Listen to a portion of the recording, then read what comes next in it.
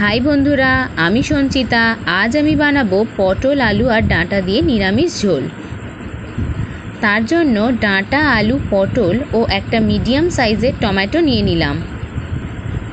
তারপর সব উপকরণগুলিকে কেটে পরিষ্কার জলে ধুয়ে একটি পাত্রে তুলে নিলাম। এবার বাটনা বাটার পালা। তার জন্য এক গাঁট আদা নিয়ে কুচি কুচি করে কেটে নিলাম। তার সাথে সামান্য জিরে নিয়ে সেটাকে ধুয়ে শিলের মধ্যে তুলে দিলাম। তারপর আদা আর জিরেটাকে বেটে নিলাম। আর এই ছোট্ট শিলটা আমার মা আমাকে কিনে দিয়েছিল। আমি পছন্দ করে নিয়েছিলাম, কারণ আমার পুচকে শিলে বাটনা বাটতে খুব ভালো লাগে।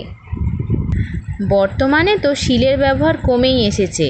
যেখানে মিক্সিতে বেটে নেওয়া যায় খুব তাড়াতাড়ি, সেখানে শিল তো দূরেই রাখা যাক। কিন্তু ওই যে পুরানো ঐতিহ্য ধরে রাখার জন্য শিলটাকে এখনও রেখে দিয়েছি।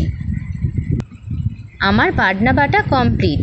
চলো এবার কড়াইতে তেল দিয়ে তাতে কেটে রাখা আলু, পটল আর ডাঁটা তুলে দিয়ে নেড়ে চেড়ে নিয়ে তাতে স্বাদ মতো নুন দিয়ে দিলাম। সবজিগুলো একটু ভাজা ভাজা হয়ে গেলে তাতে এবার টমেটো তুলে দিলাম।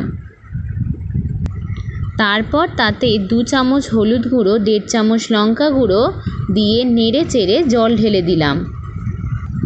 তারপর কড়াইতে ঢাকা দিয়ে কিছুক্ষণ অপেক্ষা করব সবজিগুলো সেদ্ধ হওয়ার জন্য। তারপর ঢাকা খুলে আলু চেপে দেখে নিলাম আলু সেদ্ধ হয়ে গেছে। একটা পাত্রে ঢেলে নিলাম। তারপর কড়াইতে সামান্য তেল দিয়ে তাতে পরিমাণ মতো চিনি দিয়ে আর বেটে রাখা আদা জিরের মশলা তুলে দিলাম। মশলাটাকে একটু নেড়ে চেড়ে নিয়ে সেদ্ধ করে রাখা তরকারি তুলে দিলাম। তারপর একটু ফুটে উঠতেই নামিয়ে নিলাম। পরিবেশনের জন্য আমার নিরামিষ ঝোল রেডি হয়ে গেছে।